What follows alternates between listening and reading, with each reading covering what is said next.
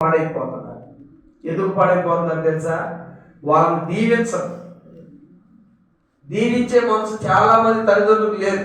తల్లిదండ్రులు ఏమనుకుంటారంటే చదివించడమే గొప్ప దీవెన అనుకుంటారు, బంగారం కూడబెడతమే గొప్ప దీవెన అనుకుంటారు, అడిగి కొనిపెడతమే గొప్ప దీవెన అనుకుంటారు. ఎవరికి? పిల్లలకి. ఇల్లు కట్టడమే గొప్ప దీవెన అనుకుంటారు పిల్లలకి.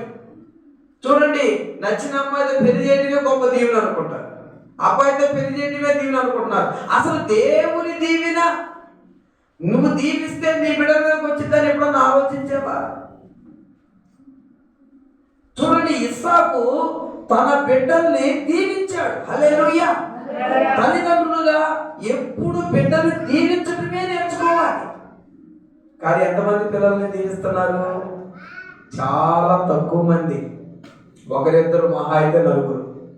అగ్గి మిగిలిన వారి సంగతి ఏంటయ్యా అంటే, నువ్వు చాలా ఆ పని చేయమంటే చేయవు, గిన్నె తోమంటే తోము, ఇల్లు ఉడమంటే ఓడవు, నీ చెయ్యి ఎరగా, నీ కాదు ఎరగా, ఇలా దీవిస్తుంటారు.